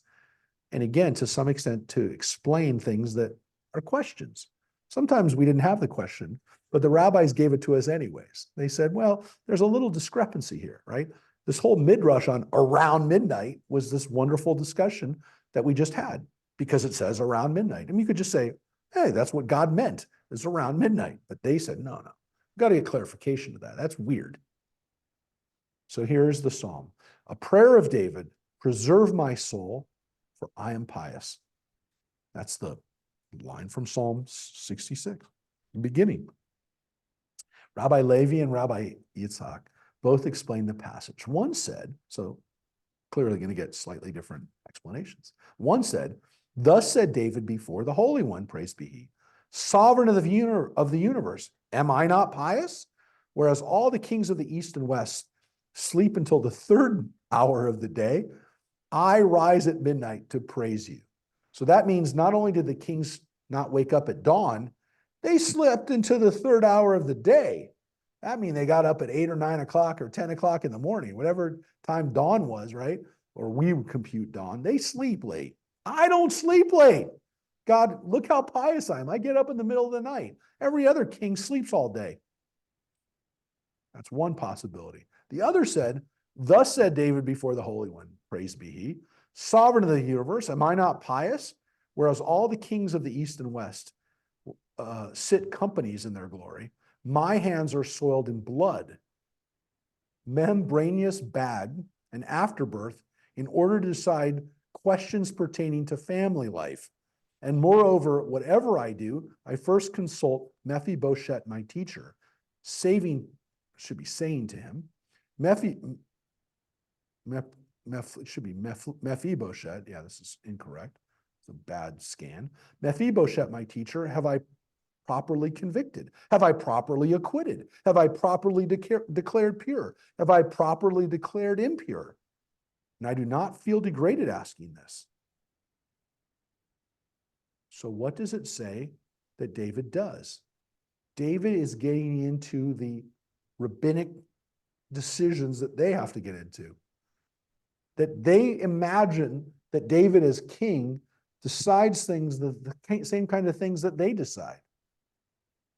They have to look at, David's looking at blood and saying, is this an afterbirth? Is this normal blood? Is this blood that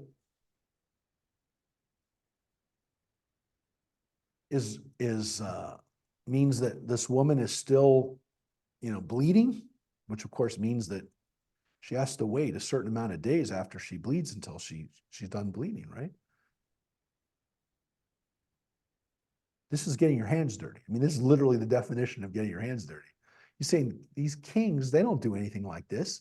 The kings sit around with their friends, right? They have parties. They sit around and they mess around. I'm actually getting to the business. And it says he talks to his teacher, Mephibosheth, right?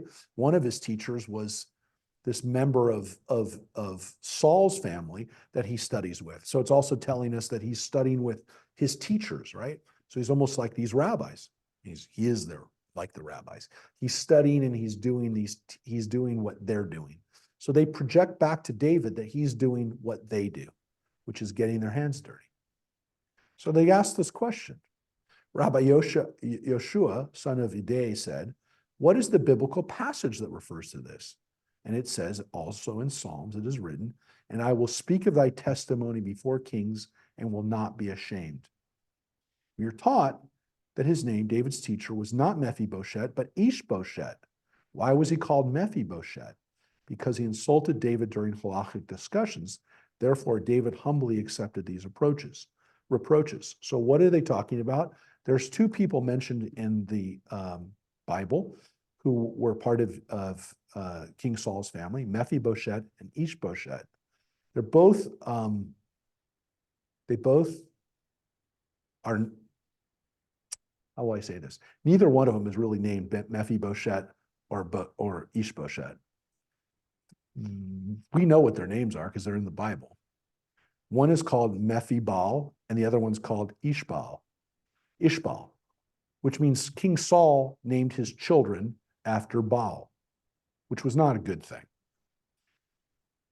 It's the Canaanite god. Now, Boshet means embarrassment.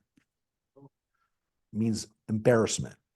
So we didn't use the word Baal. We used the word instead, supplant that word. We put that word, Boshet, instead of Baal. So what did they just say? Why is this name Boshet? Because this is embarrassment, which means that this guy was called that because he embarrassed David. Well, hello. He embarrassed him according to this because he was his teacher and he shouldn't have, but he embarrassed him because he was his teacher. So when they would have these discussions on legal stuff, David was embarrassed by him. But David took it. And they're saying that David obviously could have gotten really mad. He could have killed the guy, but he didn't. He took it. And because he took it, David was rewarded and Kilab came forth from him. And Rabbi Yochanan said, his name was not Kilab, but Daniel. And what did they just say? That one of David's descendants was this guy, Daniel. Daniel, who was in the lion's den. Daniel, who survived Babylonian persecution. Daniel was a gift to David because of David's humility. So Daniel gets to be born from him. Now, it doesn't say that in the Bible. it says that David had a son named Kilab. But they're saying it's not Kilab. Understand that that's a nickname for Daniel.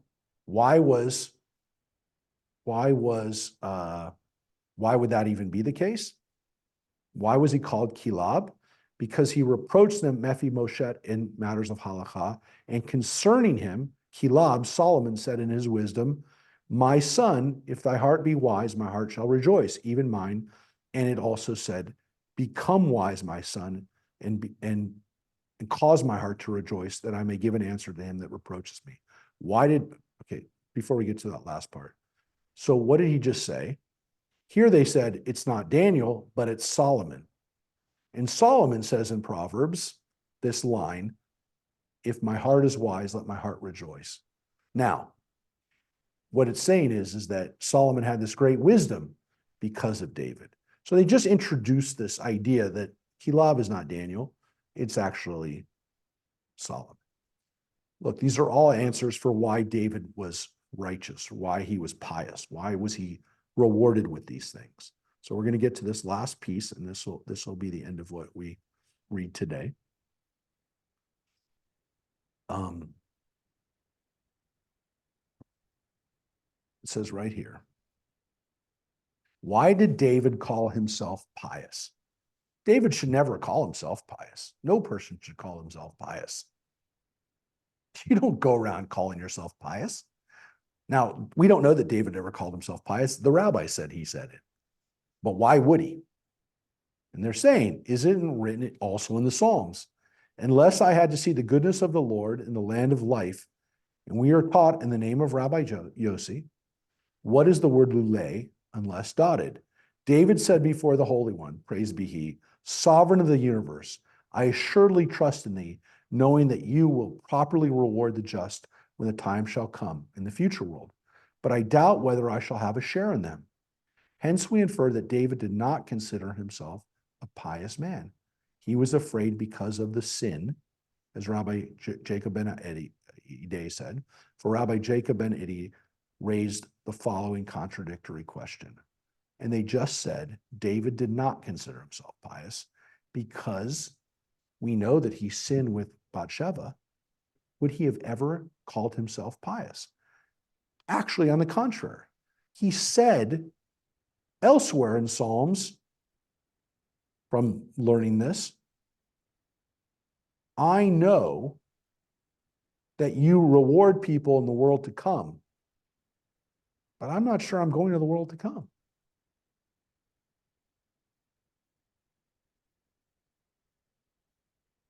Which means that David didn't have that kind of, at least now the rabbis are saying, didn't have that kind of confidence that he was pious. He knows that God rewards pious people with the world to come, but maybe I'm not included in that because he was afraid. He was afraid. And this gets to, again, another really important issue for us today, for every human being. He was afraid because of sin, right? It is written in Genesis chapter 28, and behold, I, God, am with you, Jacob, and will keep thee wherever you go. So that's what God tells Jacob. And it is written later on, chapter 32, and Jacob was greatly afraid and he felt distressed. Why was Jacob afraid after God promised that he'd be with him? Well, Jacob said, perhaps there's some cause of sin which will prevent the fulfillment of his promise. So Jacob thought to himself, well, maybe I'm not good enough. Maybe God isn't going to be with me. Now, he was told by God that he was with them, but he didn't have confidence. He wasn't so sure. He thought, maybe I've done something wrong and God won't be with me. Now, this is a wonderful idea, which is that even our ancestors, even the people we read about in the Bible, are not so sure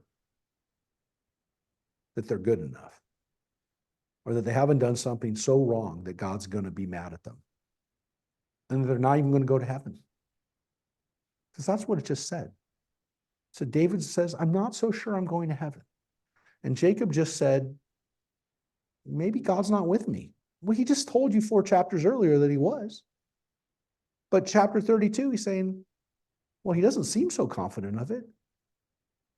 look, if our ancestors who are in the Bible, the biblical heroes that we look up to, are not so sure that they're going to heaven, the Talmud's telling us right now, how much more should we not be surprised that we have these doubts?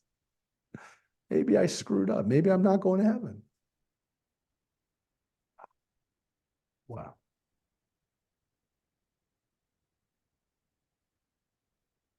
It is said in Exodus, till thy people pass over, O Lord, till this people pass over, which thou hast purchased, which you have attained.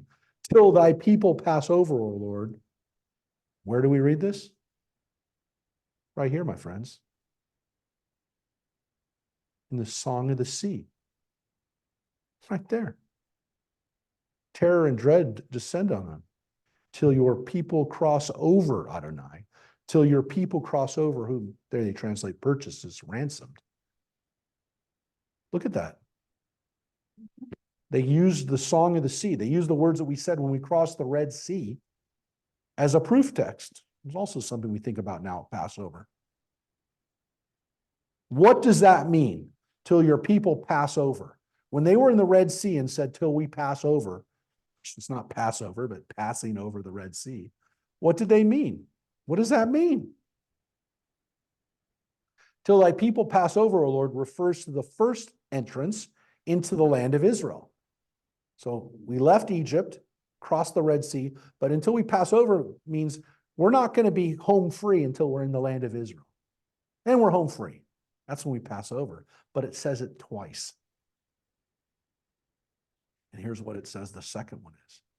Till this people pass over which you have purchased refers to the second entrance in the days of Ezra, when the Jews came back from the exile, which we're reading about right now in Haggai and Zechariah on Tuesdays. Coming back the second time. So that's the possibility. That's what the two Passovers are. Passing over, passing over. From this declared the sages, it can be inferred that Israel was to be brought into the land of Israel during the days of Ezra by the same miracles through which they entered the first time in the days of Joshua when they crossed over. But Israel's sins prevented the fulfillment of this. So there should have been miracles for us when we came into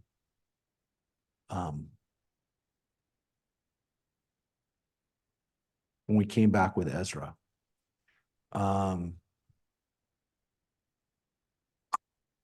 Well, it's horrible to break right there because we're about to read some other stuff it's a very long one. And it gets back into the Shema. Now, you cannot, yes, we do not have class next week. I will be in Nashville next week. Or actually, no. Yes, I will be in Nashville. We're recording a Shabbat, and I have to tell you, I'm really excited about the work that this young guy, this cantor, Josh Goldberg, is working on. He's worked on a beautiful medley of Jewish music. He's a young cantor in the Reform Synagogue in Nashville. And he has put together, I was just going to show you, this amazing set of songs. And it's a little bit more traditional than some of the other people that we've had. You'll like that. You'll like that, Mike.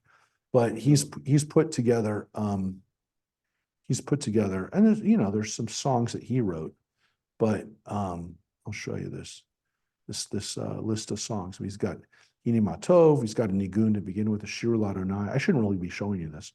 You're getting this is the one we're going to be doing. So he has a couple songs that he has that are songs he wrote, Jerusalem Stone and the song Love, Love, Love. But you can see Behavta, Michamocha, V'Shamru. So it's going to be, it should be very good. So operatic.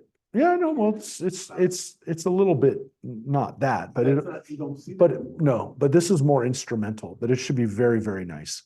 So that's why I won't be here next week. But we will be back in person the week after. So that is just to remind people, that is so we will not be in person on the 1st of May. Oh my gosh, how can it be the 1st? That could be the 1st of May. Maybe May 1st, maybe May 1st next week. Oh my gosh, that's 4 months. It's 4 months, done. It's gonna be May the 4th, which is. May the 4th, May the 4th be with you. Yes, that's right. So May 4th is that Shabbat. May 3rd though is, May 3rd is Friday night. That's Wendy's, Wendy's Shabbat. I'll be in person with Wendy. The June 7th. June 7th. June 7th. I'm showing you right now. I won't show you right now. June 7th is the Beatles Shabbat, Beatles Music Shabbat, which is going to be a great time and a great, we're very excited that some of the musicians of our temple, not just Wendy, are going to be part of that. So again, we will not be here in person next week, but I promise you, as we go through this, you're going to read some really interesting stuff. No, because it's going to be too late. I was going to do it, but because it would be too late. But oh my gosh, we're going to be reading about the angels that are over our head when we say the Shema in the nighttime. You know about that, right? Did you know that? Every night you get angels. Tonight, the angels are there. They're there. You just have to know that they're there, right? Michael, Gabriel, these are the angels. Uriel, the angels that are over our heads. They're over our heads. Yeah, they're there, protecting us as we sleep. So good night, everybody. Thank you all for being here. And thank you for being virtual, in person, online, wherever you are, on the what's it called? On the Zoom or on the other thing, on the Facebook. We will see you later, folks. Goodbye. Thank you. Thank you, Take care. Rabbi. Take care. Thank you, everybody. Rabbi. Bye, guys. Bye, everybody. Good night. Give my dog a. Take All right. care. Take care. Bye, everybody. Rabbi? Yeah.